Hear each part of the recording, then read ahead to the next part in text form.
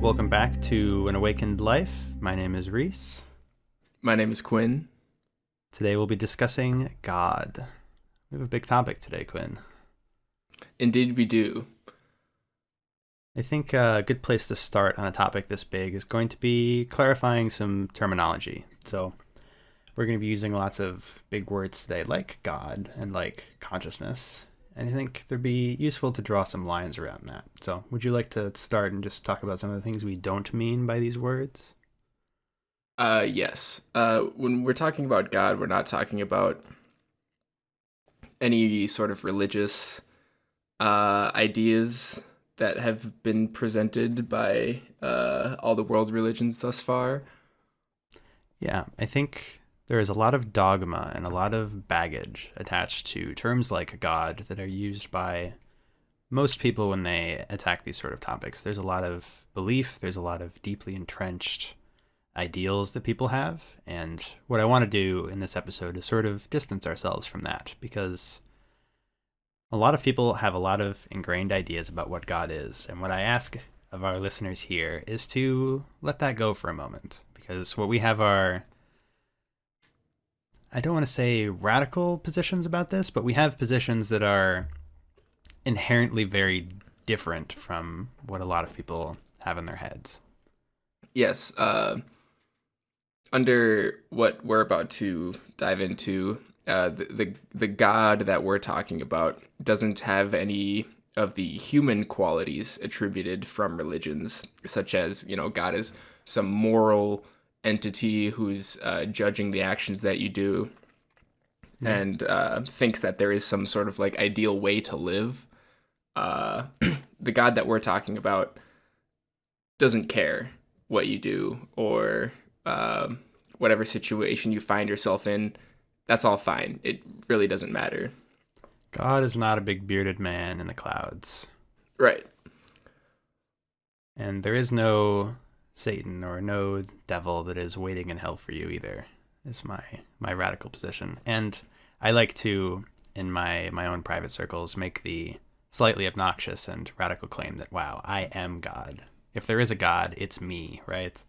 Which Mhm. is intentionally obnoxious. It's designed to stir people up. But I think there is some truth to that in the sense of what God is the infinite expression of the present moment.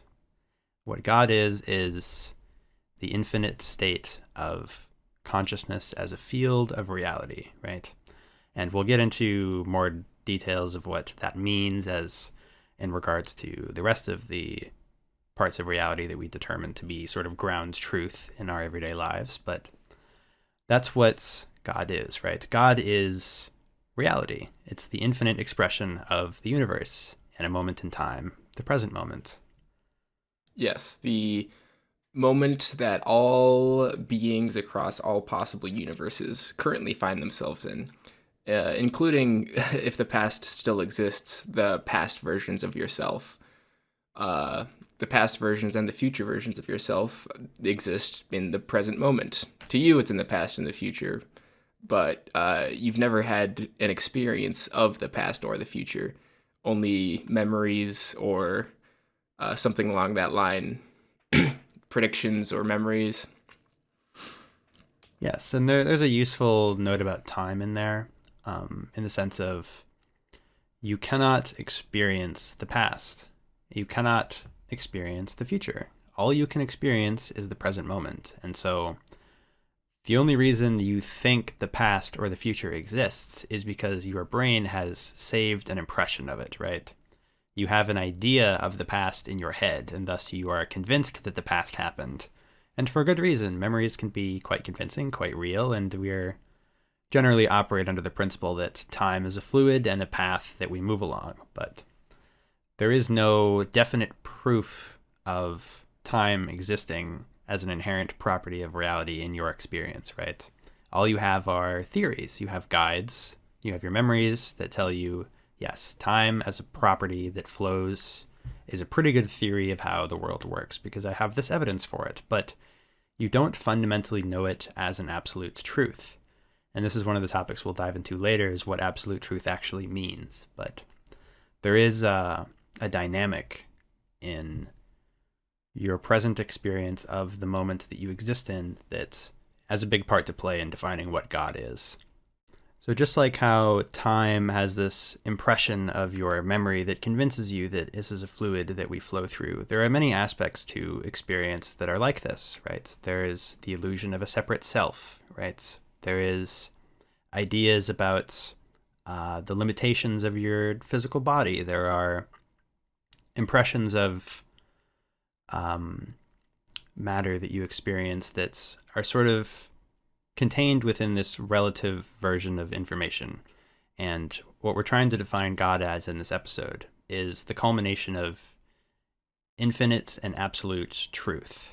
And that truth can only be proven through personal experience. And this is why this idea of what God is kind of radical among especially people who follow religious ideologies, and perhaps to an even more extreme degree, materialists and atheists, because these idea of what God is as an infinite culmination of the present moment and an infinite representation of reality is something that you can only know if you have personally experienced it. And that is something that is fundamentally different from belief and fundamentally different from science, which I think makes it so hard for those two groups of people to identify with.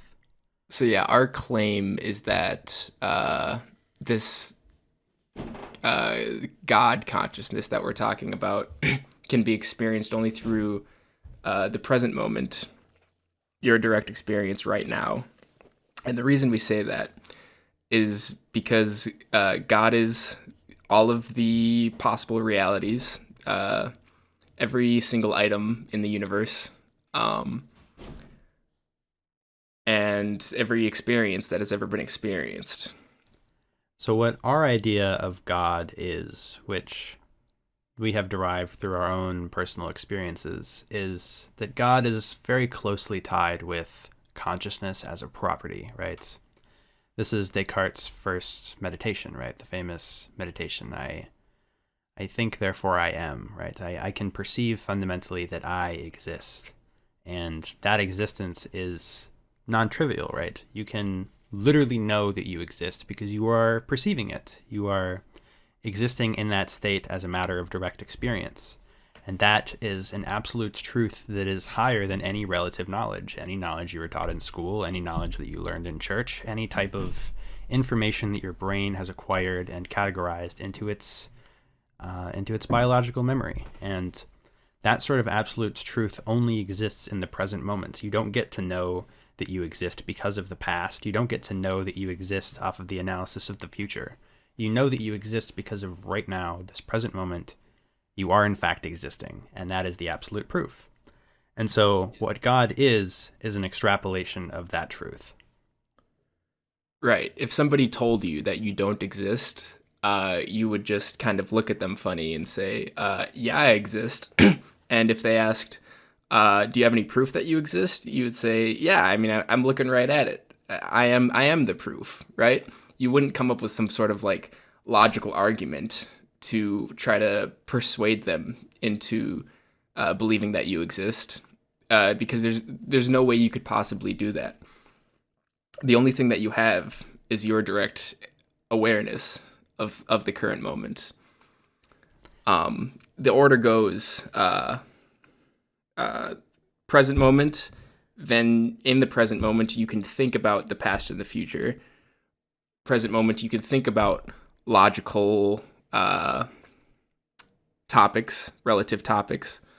But the fundamental thing is that you have to be absolutely here right now.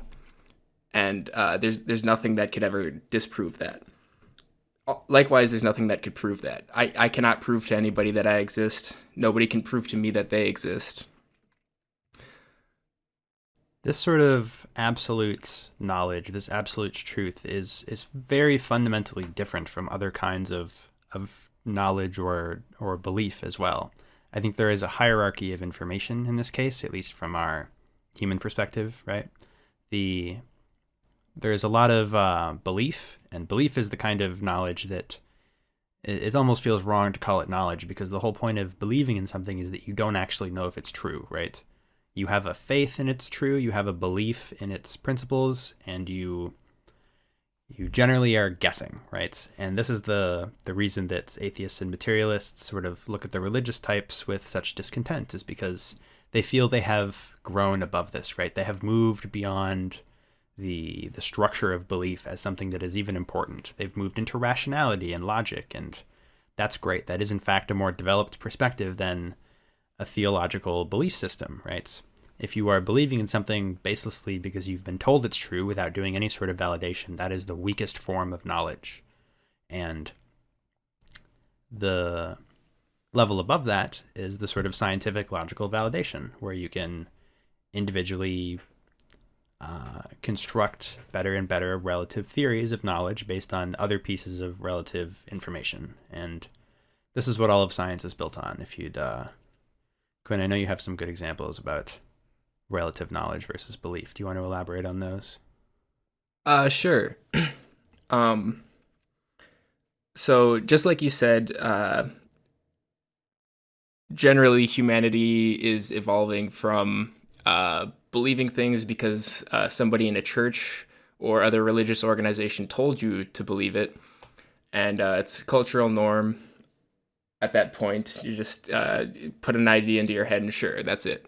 Then they evolved into being able to derive that information from yourself, all the relative information such as the way gravity behaves, other scientific facts about the universe, the existence of atoms. Everybody can look through a telescope and see other galaxies, or a microscope and see chemicals and atoms. So from belief to proving logical, rational things that can be stated formally by yourself. And then what we're trying to talk about is actually one step past that. Instead of convincing yourself of some sort of relative rational thing, it's acknowledging that all of those things are held within consciousness. Everything that you've ever experienced is held within your own direct awareness. And that's it. Any further steps that you try to take from that is, I don't want to say pointless, but it will ultimately go nowhere. Because when you say it will go nowhere, do you mean that once you have obtained absolute truth, relative truth is sort of devalued in a way? Yes. Once you realize that I think, therefore I am, and that is the most fundamental thing, you realize that anything else that you try to say about it, you say, I think, therefore I am, okay, this means XYZ, right? This means this can give me some sort of like relative benefit. This can help me talk to people better or make more money, etc. No. You think, therefore you are, and that's it. It starts and it stops right there. You are absolutely. And anything else that you try to logically discover or know or talk about, that's just going to be, well, I think, therefore I am. Therefore, anything that I'm saying is just me being here with different thoughts coming into my head, different words coming out of my mouth. It's all completely arbitrary, because you can say whatever you want, but that doesn't change the fact that you are. So we're trying to point you towards the you are-ness of your existence, and derive everything else from that alone. The reason this is so important for understanding what God is because from an everyday human's logical, rational brain that tries to logic its way through proving different facets about reality and trying to understand its existence, is that we derive a lot of our individual meaning from that. Assuming you are at that level of rationality. If you are pre-rational, still in sort of the theologist stage, then you derive your meaning from that, and you get your meaning from your belief in a higher power, right? But if you're in the rational stage, you get your meaning and your belief from the implicit purpose behind the things that you think you have proved. And regardless of whether or not those things you think you have proved are actually true or actually related to the fundamental nature of the universe at all, the reality is that you derive some level of meaning from them, right? You say, if I have relative knowledge that acting in a certain way and performing certain calculations on an exam in school will get me a higher grade, then you have implicitly derived the meaning of that knowledge to be getting a higher grade in school.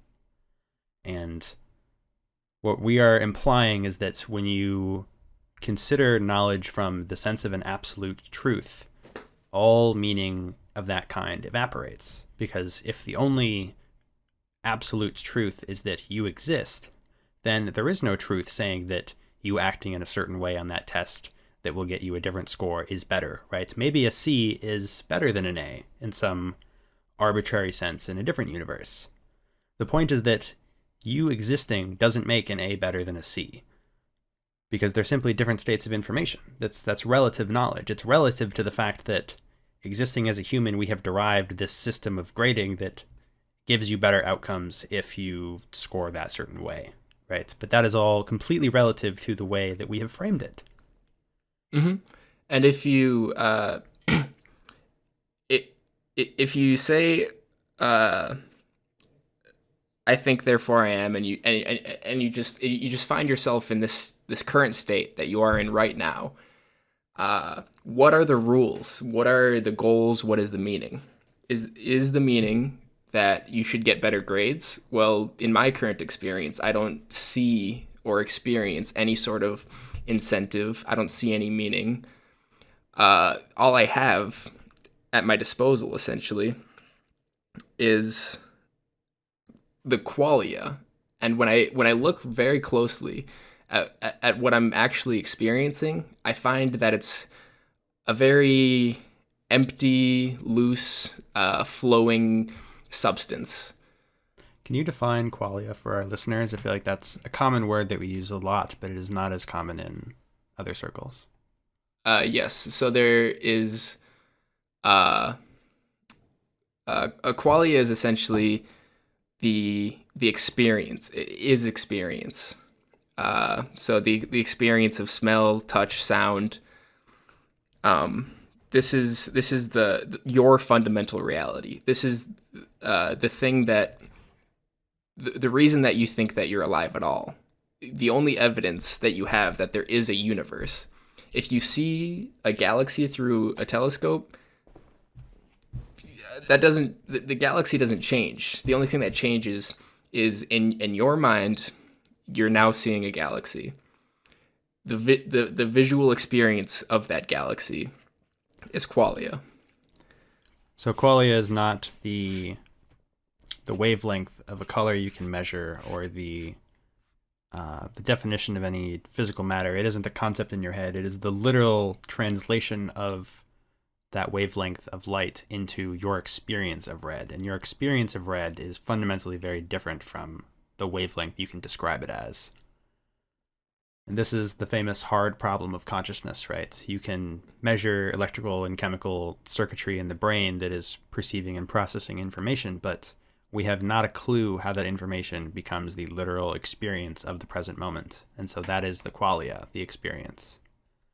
Right. So like, what does the color red feel like?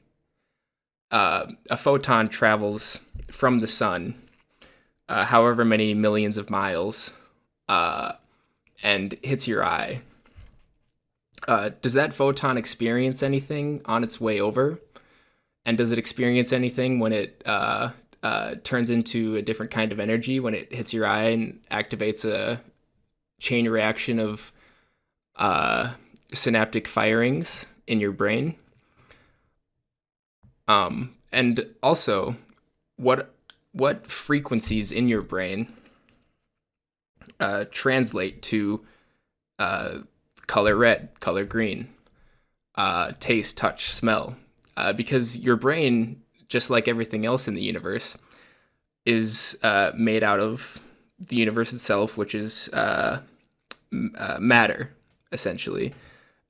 Obviously, there's the E equals mc squared. Matter and light are equivalent to each other. But if your brain is just a series of interconnected neurons that respond to different stimuli and react to their environment, what makes one neuronal firing different from another one? And that's the hard problem of consciousness. Why can't you just have a brain with arbitrary neuronal links to each other and activate a bunch of them at random and have that become the color red? We don't know. Precisely.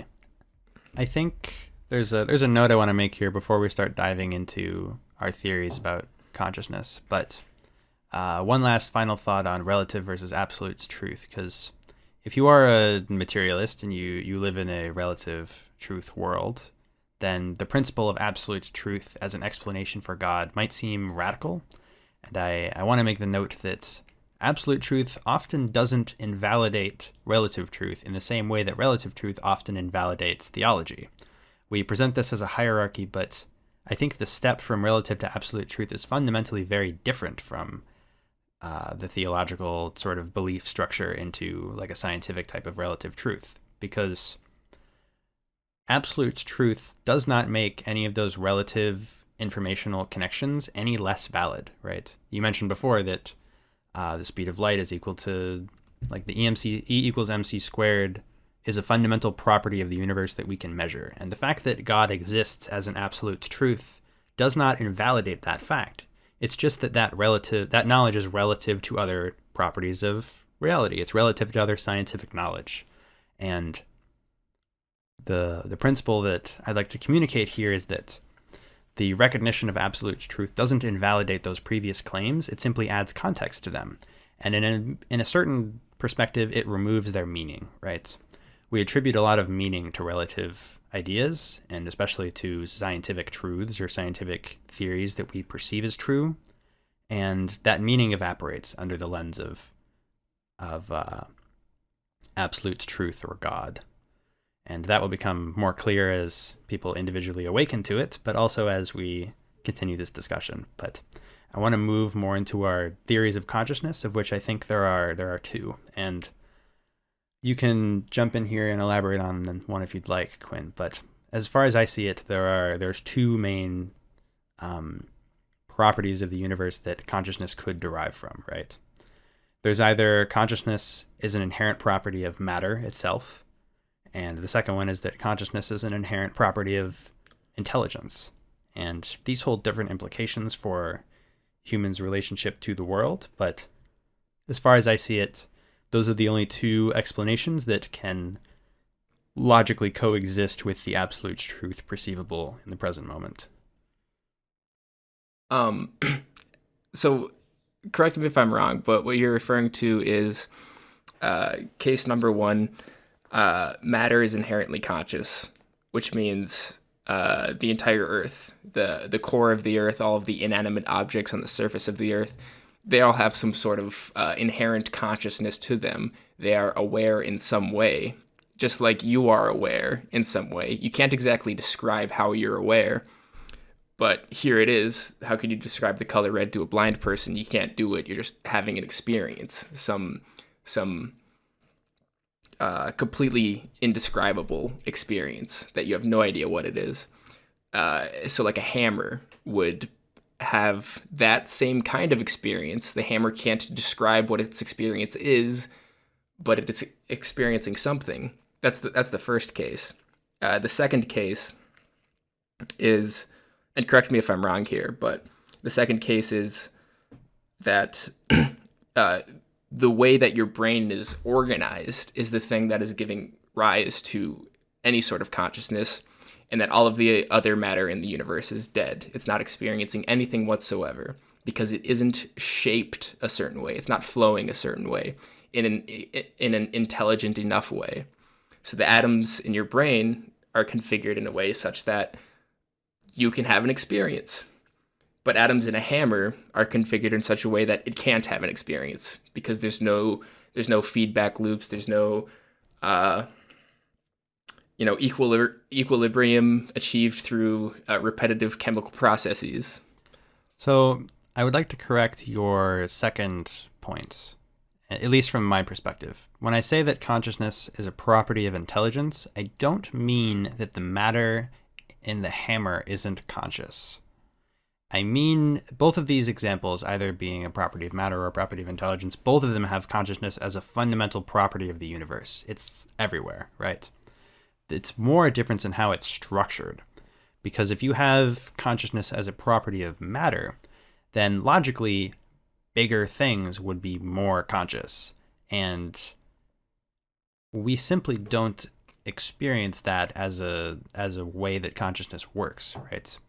From the perspective of your own consciousness, right? If consciousness is a property of your body or your brain, you should literally experience different levels of consciousness if you lose a bunch of weight, right?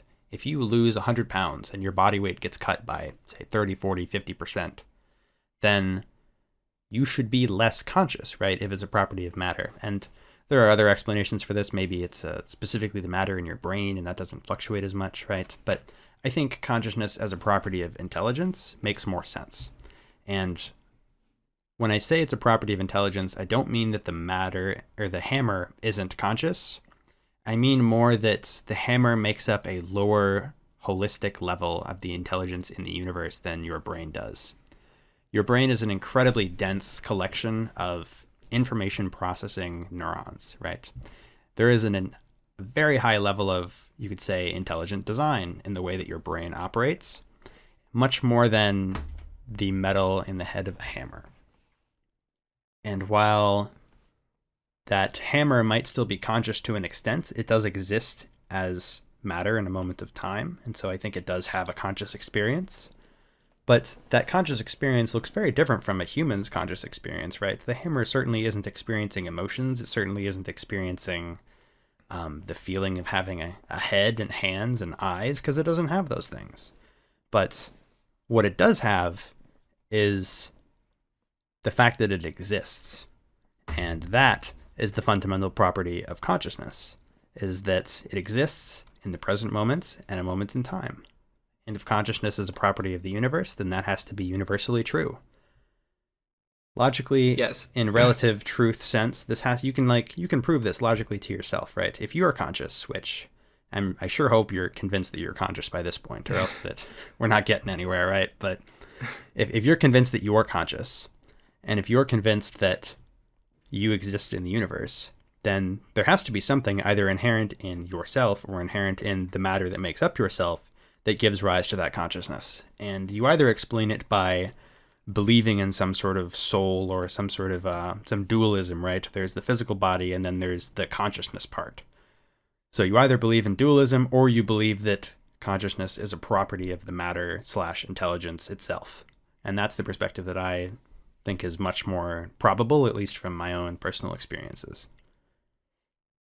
Right, because if we think about the evolution of the Earth, science tells us that it started out as essentially a ball of gas that gravity congealed down into a giant ball of magma and liquid, the surface of which cooled, and then the crust of the Earth then started organizing very tiny parts of itself into very intelligently organized organisms. And when I say intelligently organized, I mean intelligent where the goal is to get food, reproduce, be alive. That's what life is essentially. It's matter that has organized itself in a way such that it can do that. So when consciousness is a property of intelligence, there is this holistic property that life seems to play a nice role in. And as you mentioned, life is simply the rise of intelligence with the goal of persisting itself. And This is made possible by a biological machine shaped by evolution, but that evolution is, in a sense, still manifesting that intelligence towards a purpose. And the radical perspective of God from an absolute truth perspective is that it has no purpose, right? It is the infinite collective of all information and all intelligence. If God is a singularity that encapsulates all of reality and all of the intelligence in that reality, then God can't have a purpose, right? If God is everything and the only thing, the non-duality of existence, then its purpose is to exist. And that is we're back to I think therefore I am, right? If the fundamental principle of existence is simply that it exists, you can't have any other meaning, because any other meaning is self-circular. You can't have a purpose because there is nowhere to go. You can't have a direction because there is nowhere to move. Everything already is exactly where it is, and that is the absolute truth of God that we are trying to communicate. Yeah, if you are the entire universe, then do you want the Vikings to win or the Packers to win? Do you want the Nazis to take over the world, or do you want the Allies to win the war? You don't care. You're both teams. You're both sides of every party. So what is there to accomplish? Whether one team or one entity takes over and controls another entity, that's entirely meaningless to you, because you essentially have all the power. You have nothing to gain from one party winning something over another party. Any win comes with a loss, and vice versa. Non-duality is a And topic that we could probably dedicate an entire episode to, but from the perspective of our relative versus absolute truth conversation, it's important to note that the distinction that you, as a human, as a conscious bubble, are separate from reality is one more piece of relative truth, right? This is something that you have either believed or directly measured through scientific means. You say, oh, wow, I can see the atoms in my hand and they're different than the atoms of that table, therefore I am not the table. But the line between the atoms in your hand and the atoms in the table that your brain has drawn is entirely arbitrary, and is one more piece of relative knowledge. It's relative to your human form, in the sense of the biological intelligence that has been shaped by evolution has found it advantageous to draw a line between your hand and the table. For nothing more than the survival of the hand, that line is a relative piece of useful information. But from an absolute yes, sense, the sense of I exist and that is the only truth, there is no difference in existence between your hand and the table. They both exist. And thus, if the only truth is I exist, then logically you can conclude that you are the same as the entire universe. And we talked about this in a previous episode as identifying as the space of consciousness, right? It's identifying as the capital S self. It is everything in your visual field that you can observe. It is everything contained within your bubble of conscious experience. That is you. And it is not dictated by the relative truth of which atoms are contained in the piece of matter that you think is your hand versus the piece of matter that you call a table. right. And that comes back to the point of intelligence, and how all living things, they're the goal that has been propagated by evolution is to remain alive. If you look at the Earth from a very zoomed out perspective, it will appear as essentially just one singular little dot, one singular little speck.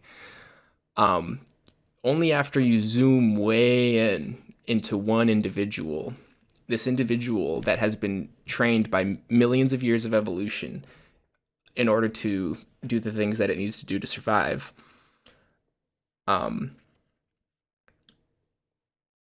do you start drawing distinctions between yes, this is a human, this is food.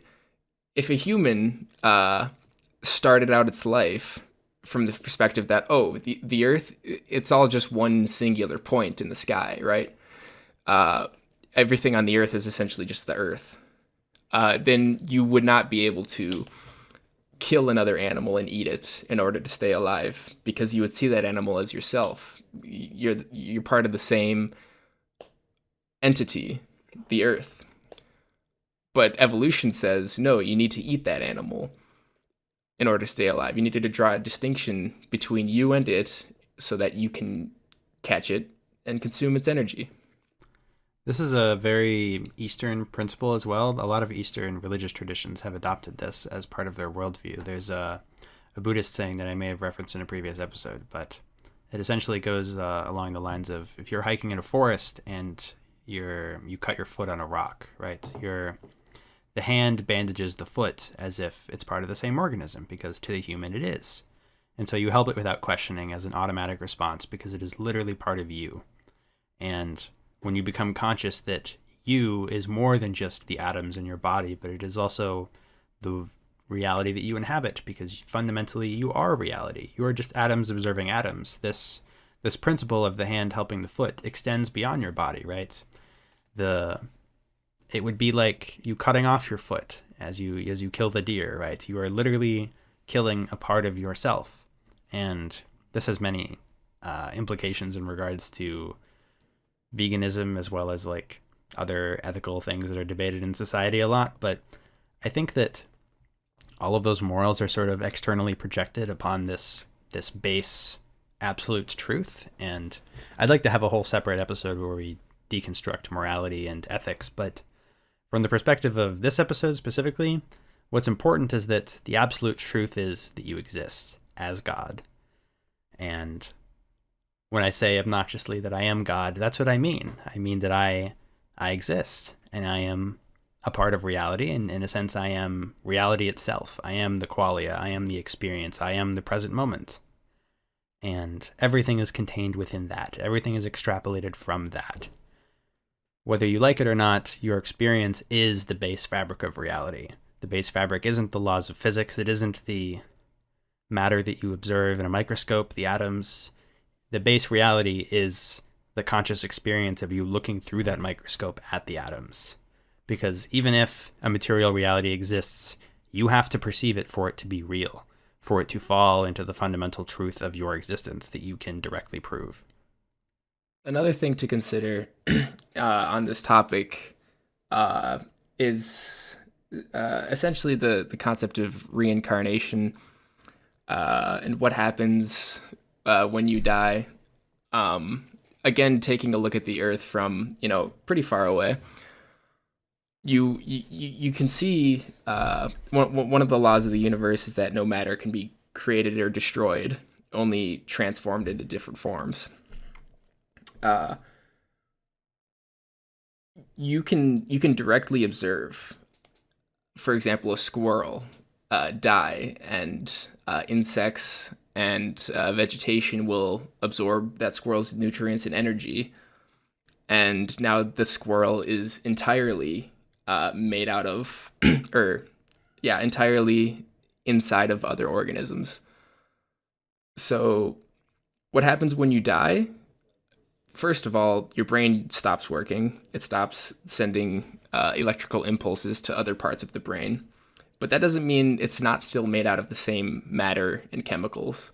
And it doesn't mean that those matter and chemicals stop behaving the way that they did before.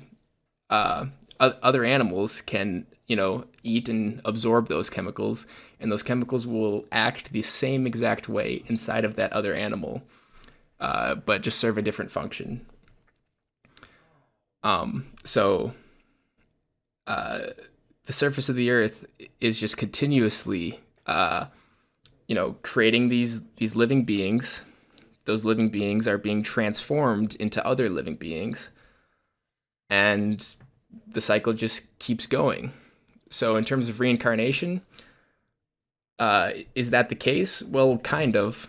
It's kind of the case. I'm the reincarnation of all of the animals I've eaten, all of the plants that I've eaten. I'm literally made out of those things now. the all of those things from all over the world. And now corn is conscious. It's conscious in the sense that it is fueling the energy that my brain needs in order to power my action potentials in my brain. I find it funny that you could have picked any food to be the fuel for your intelligence, and you just picked corn. It's a good band. But you're right. And the idea of reincarnation is one that I think a lot of theology and religion gets stuck on, especially Eastern ones, because the perspective of that you just described, where the consciousness is tied to either the matter or the information, the intelligence of the matter, right? It's tied to some inherent property of reality that is separate from the relative structure that we assign that matter to, right? So you can say those atoms in that corn are a corn kernel, but the fact that they're a corn kernel is entirely relative to your perspective as a human that wants to eat it, right? In reality, it's just a bunch of atoms of glucose and cellulose and whatever. Yeah, the individual atoms don't know that they're even inside of a corn kernel. They're just obeying the laws of the universe as they've been doing since the beginning of the creation of the universe. Yes, and this is why I like the theory of consciousness as a property of reality itself, and it describes your current conscious experience, I think, far more fully than any reincarnation or any adaptation of ideas such as soul, right? If you try and invent some other thing that creates the consciousness in you, that is you in a sense, you have automatically created so many problems that you just sort of have to invent solutions for. Reincarnation is one example of this, where if you invent a separate conscious entity that is separate from the matter in your body, that gives you consciousness, it gives you a self, it gives you identity, and it also gives you meaning, then now you have to figure out what to do with it when your physical body dies, right? If you are a dualism, if you are a conscious entity and a non-conscious machine, then when the non-conscious machine dies, you have to invent something to happen to the dualistic part when that happens. So in lots of Eastern traditions, that's reincarnation. In Western traditions, often they think nothing happens, you just die, and that's that, which is in a sense true, but I think it's Or you deeper go to than heaven. that. Or you, in Christian senses, you go to heaven and you be judged by some bearded man in the sky, right? Yes, heaven is essentially an entirely different realm that has been invented in order to accommodate the existence of the soul. Yeah. With the soul being separate from matter. Yes. And so the perspective that we are communicating is separate from this fundamentally, because we're not proposing a dualism. We're proposing the most real non-dualism that exists, which is that it's not that there's a machine and that there's a conscious entity. It's that they are one thing, and the machine is being held within your conscious state. That consciousness is the base layer, and certain practitioners will describe this as reality being imagined in the mind of God, right? If God is infinite intelligence and is all of reality, it is all of the intelligence in the universe, in existence, then for it to exist at all and to take any certain form that we can attribute descriptions to, it is quite literally being imagined inside of consciousness by God. If we're going with matter is inherently conscious, then that of course means that the entire universe is conscious. That means there's a 100% chance that you find yourself in this particular body at this particular time. Even though there are billions and billions of other galaxies that you could have found yourself in, if God is consciousness and in all of the galaxies, then of course you find yourself here, because you find yourself here and there and everywhere else. There's a 100% chance. Nothing is missed. Everything is completely encapsulated by God. God is everything. The universe is everything. You are conscious. You're part of the universe. Everything is conscious.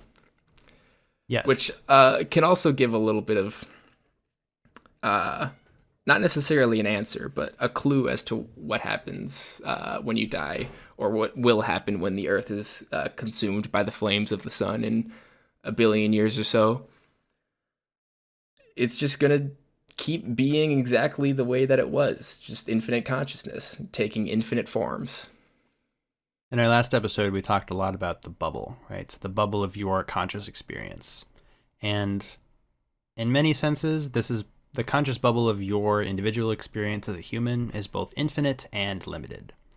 Because it's limited in the sense that you don't get to experience reality from a different perspective. You are looking out of your eyes, in a sense. Your conscious bubble is shaped by the mold of the human brain that it inhabits. And the conscious theory of intelligence is an explanation for this. And it's why I like this as a good way to think about how reality works in terms of hierarchy, right? Because your brain is a holon. And what I mean by holon is it is an intelligent structure that is made up of many, perhaps an infinite number of sub-intelligences, right? Your brain is made up of subsections. First of all, the right and left hemisphere. It's two parts that are talking to each other. It's also made up of many sub-areas and many subsystems that interact with each other. Those are sub-intelligences that are doing their own thing and processing their own information. And those are made up of smaller and smaller neural circuits. There's many cortical columns in your cortex. And each of those is made up of individual neurons that are making their own decisions as to whether or not to fire. All of your action potentials in your brain are individual decisions made by neurons that form intelligent structures. You can use the analogy of computers as well. Your computer is a holon. It has many different parts. It has a CPU, it has RAM, it has a GPU. These are all performing individual calculations and interacting with each other. Those are each made up of smaller and smaller circuits until you get down to transistors that are processing individual electrical signals and doing logic. And even down beyond that, the individual atoms in a transistor have to interact with each other in certain ways to communicate that electricity. And it's difficult to measure below that, but the quarks in those atoms are interacting in intelligent ways as well. And my point here is that intelligence goes all the way down. And my proposal is that the conscious bubble that is experienced is defined by your holon of intelligence. And the reason that humans are more conscious than animals or inanimate states of matter is simply that they are higher on the intelligence holon hierarchy. It encapsulates more of the intelligence that is inherent in the universe inside your brain than is contained within the head of a hammer. And the radical proposal of this is that as you can go down the holon hierarchy, you can also go up the holon hierarchy. You as a human are part of a society. Is that society intelligent? Is that society conscious? I would argue it is. But it's not conscious in a way we can directly perceive because it's higher on this holistic hierarchy of intelligent consciousness that reality is made out of. And you can extrapolate this hierarchy all the way up until you get to God, which is infinite intelligence. It is all of the intelligence in the universe on an infinite scale. And so what does it mean to be God, to be infinitely conscious, is to be infinitely intelligent. And when I say that abashedly I am God, what I mean is not that I am the entirety of God, but I am a conscious, holistic part of that intelligence. I have my own bubble of consciousness that exists as a part of it, as a part of reality.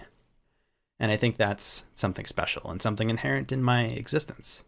So atoms exist. Every single atom in the universe exists, and you could say that it has its own life, its own trajectory across fourth-dimensional space-time. And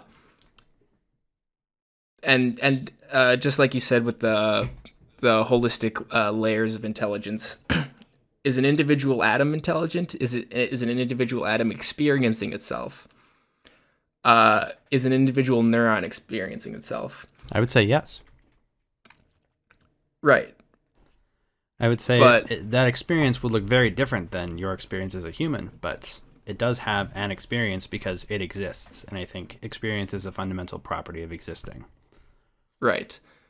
So if an individual atom has experience, and you as an individual have an experience, and you are made out of these atoms, then that means that you are all of the atoms in your body that just happen to be configured in this particular way.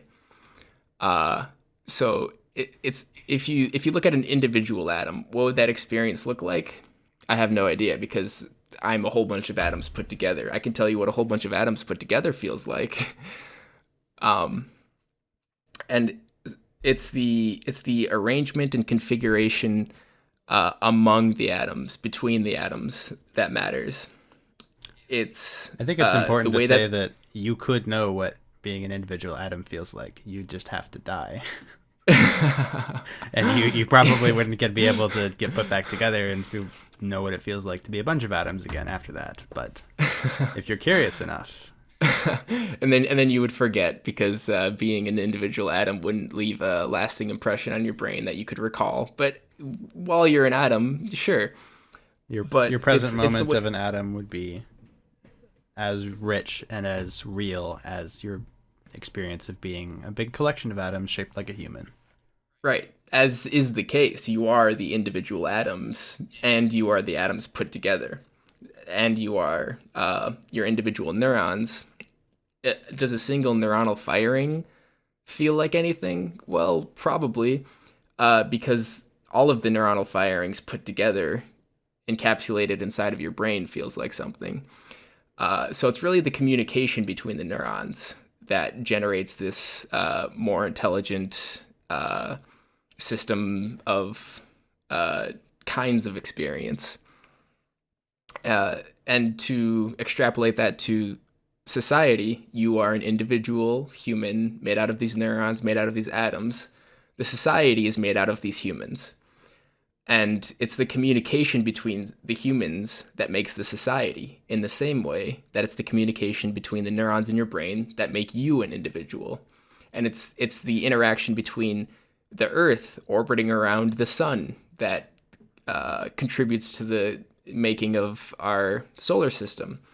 And it's our solar system orbiting around the Milky Way galaxy, along with all of the other galaxies, which are in communication or gravitational attraction with each other.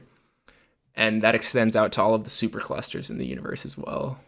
It's a useful analogy to use that intelligence or information processing hierarchy to understand conscious perspectives. Because, as you mentioned before, if you have a billion humans and you put them in a society and they're all interacting with each other constantly and talking to each other and communicating information and ultimately like being intelligent, then you have a super intelligence. You have a higher level of consciousness that is the collective perception and the collective bubbles, the collective information processing of everyone in that society.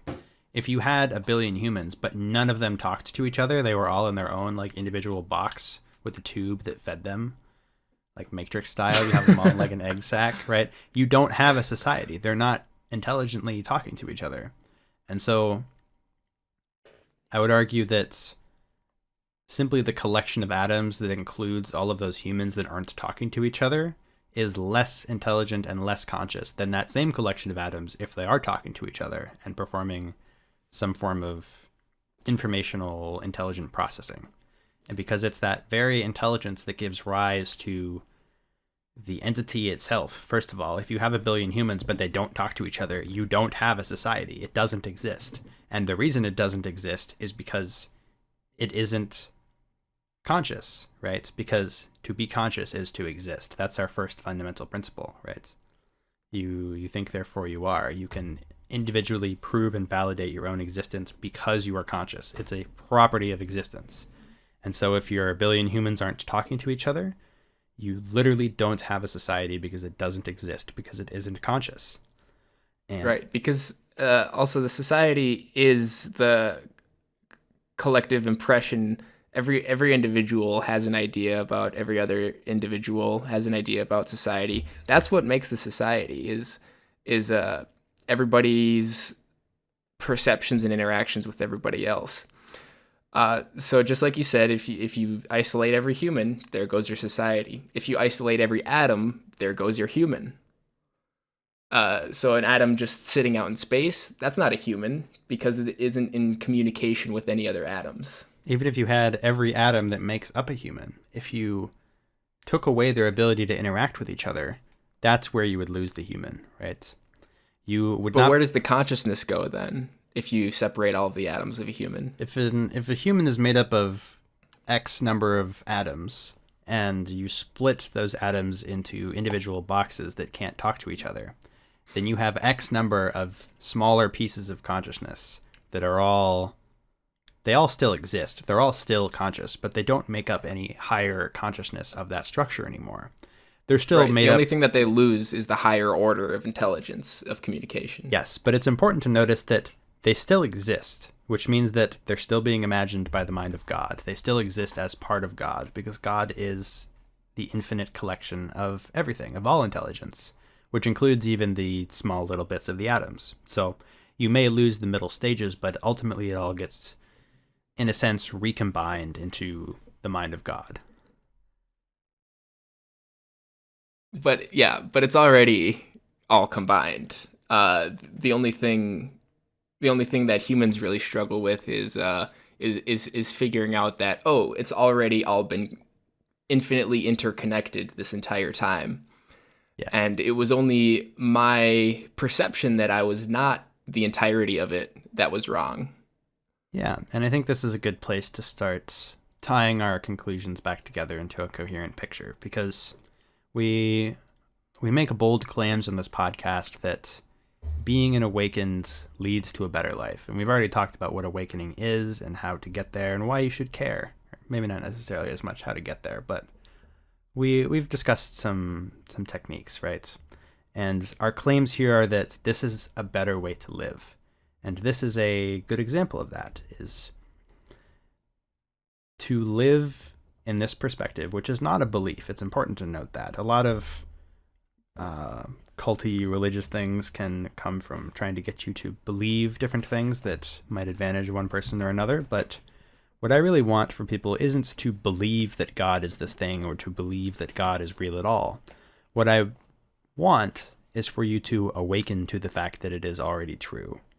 And I don't want you to do that because it is beneficial to me. I don't want you to do that because it's beneficial to you. It doesn't matter if you awaken to what God is, right? You already exist. Billions of people have already lived their lives not caring at all about the nature of the universe. Yeah, and the reality is that even if you don't awaken to what God is for your whole life, your atoms will eventually stop being a coherent conscious entity and devolve back into being smaller subsets of intelligence that are atoms.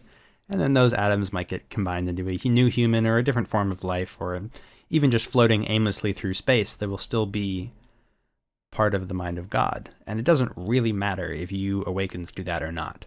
My claim is only that if you did awaken to it, you would be slightly more content and happy in life. And you might have more tools to observe your reality more deeply and to think consciously about it. For me, it's been a lot more than slightly. This has completely changed my life.